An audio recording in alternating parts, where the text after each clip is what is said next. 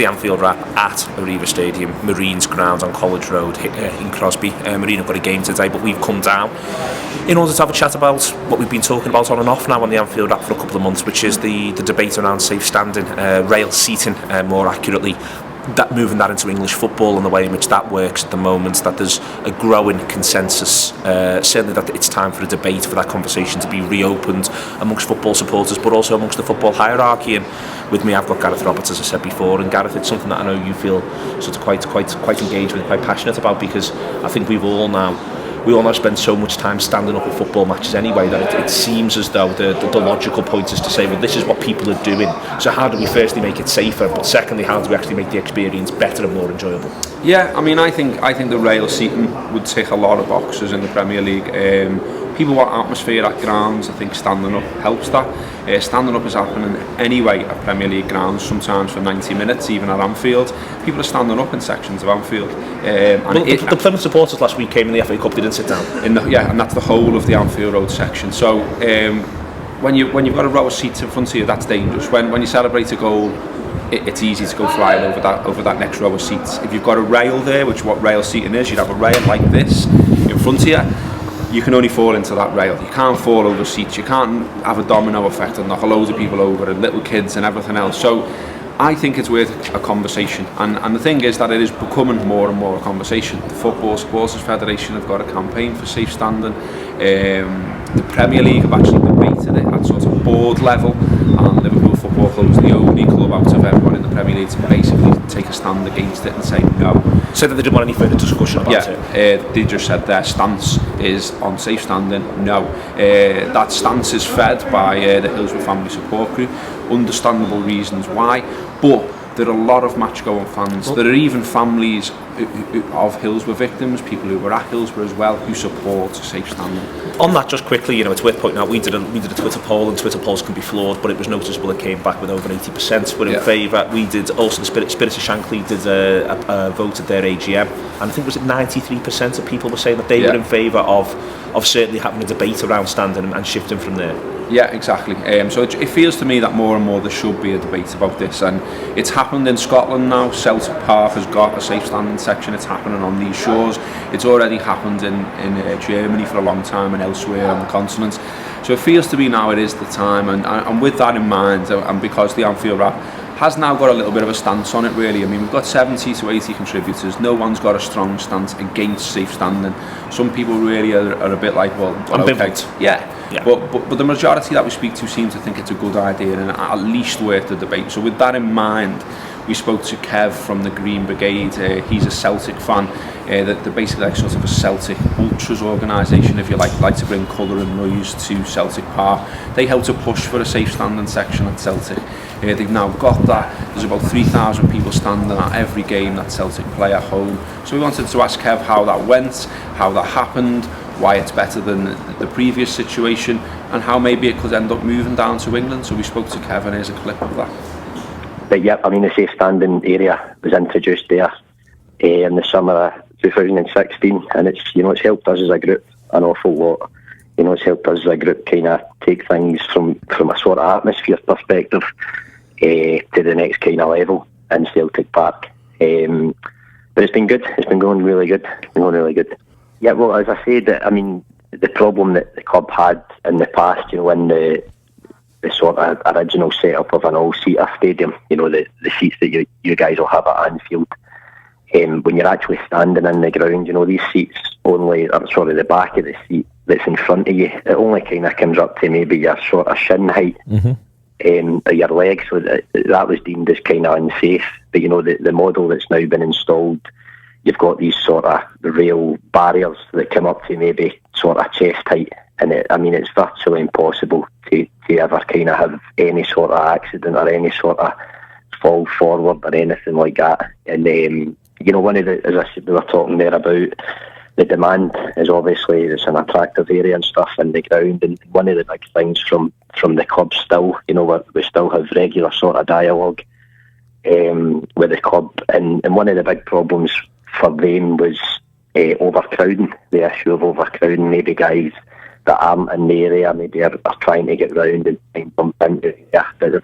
They've brought in their own sort of ways of dealing with that as well. You know, they've brought in stewarding teams to work on a match day with supporters. You know, everybody within the area has, it's like a sort of easily identifiable team card, like a season book, which is different from everybody else in the ground, which deals with the problem, you know, of people that shouldn't really be in, getting in. Do you know what I mean? And I mean, the last thing folk are wanting, if you're paying the money for your spot in the area, is to get in, and there's maybe 3 or 4 guys in your spot, and it's a bit crowded and different things like that.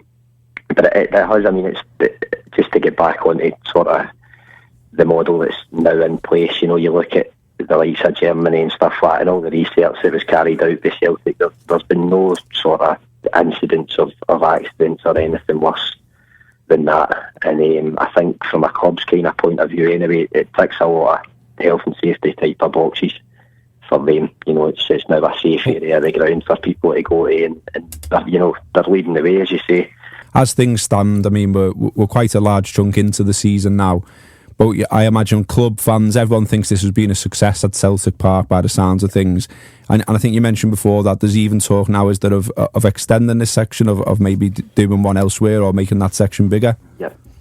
Well, that was for the discussions that we've had with the club. This was always, from their sort of view, this was always a kind of pilot season. Yeah. It was always labelled as a sort of pilot season. And all eyes of, you know, the UK were on it. All eyes of every other club and every health and safety body are watching it quite closely. But up until now, it's been nothing but a success, and I've no doubt that it'll be a success to the end of the season. And what will come from that, I think, once people realise and see how much a success it's been, in my opinion, it's only a matter of time before it's rolled out across the grounds. And from our discussions with Celtic, as I said, there's a commercial incentive for them as well. You know, there's money to be made. Yeah. And the fact that if it's a very attractive area of the ground for people to go, and everybody's wanting in it. You know, the big nights. For a good example to give you, I mean, we played Manchester City there it would have been back in September, I think. And it was just that was the sort of first big night, you know, the first big kind of night within the safe standing area. And it helped that the football on the park was really good. But I mean, from an atmosphere point of view, I think it just blew everybody away. It was really, I mean, I've been going to Celtic games for over 20 years now. You know, I've been to all the big nights, the big European nights in Celtic Park. And I mean, that night, the safe standing area was really, you know, it was like the heartbeat of the full ground, and the full ground provided, you know, it was a positive support for the team, and the place was absolutely rocking. That's Kev Connolly there, Green Brigade, on our Midnight Caller show that we do sometimes on the play. We put that one out for free, and you can listen to it now as well. And we've moved around in Marine. You can see now that, you know, obviously there's a stand there where people can choose to sit. There's also areas around this ground where you can stand, and we're in one of them right now to watch the football. And I think that's another thing to point out, which is that, you know, many other sporting events across the country, people have got the choice whether they sit or stand. Exactly, yeah. Rugby league, you would have that choice. Cricket, you get that choice at certain grounds. So it's about having that choice. It isn't about saying everyone's got to now stand at football matches. It's about some people want to do that, so let's let them do that. It will help with atmosphere. It's helped at Celtic Park, as Kev said. So it feels to me that we've got to have the debate now, doesn't it, Neil? I mean, it just feels, I think everyone's looking to Liverpool as well. You know, we ran that poll. It was only 8,000 people.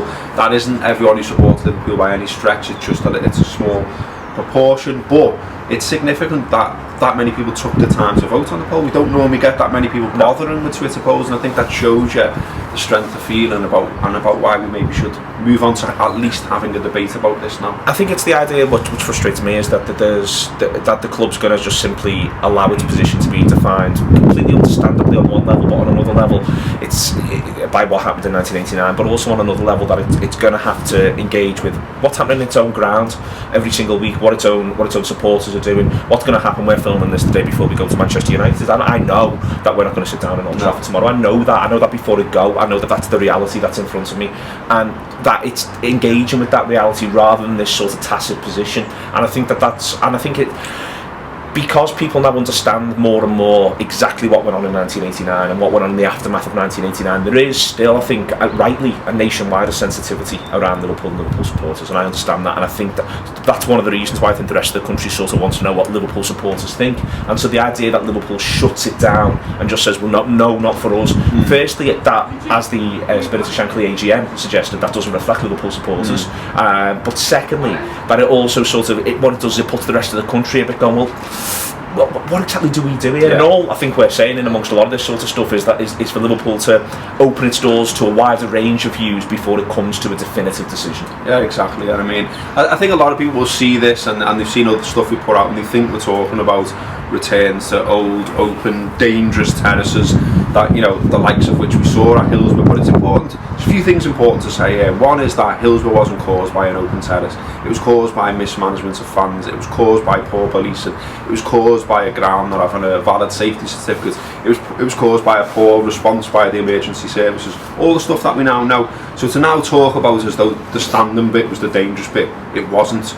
But nevertheless, this is a much safer version to those open terraces. I mean, the legislation that got put in place that said the top two divisions in England must have all-seater stadium, that remains in place, and that's not going to change until every club in those top two divisions says, we want to talk about this now. There's actually a strand of thinking that rail seating might not actually be enforced by this old legislation, and that there may be a loophole that they can look at that way. But we don't want loopholes. We don't want loopholes, we just need movement on it. I mean, it's important to stress here that the reason Celtic could do what they did is that that legislation I've just talked about didn't apply to Scotland, so they were able to do that.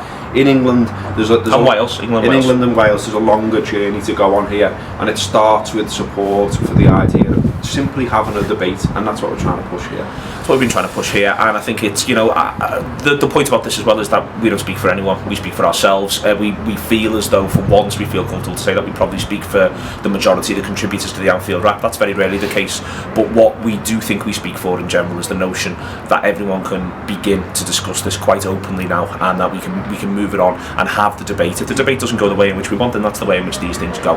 But it shouldn't be shut down. It shouldn't be a conversation that no one wants to have. It shouldn't be seen as some sort of third rail that can't be touched. It's time to touch it. This is the Anfield Wrap.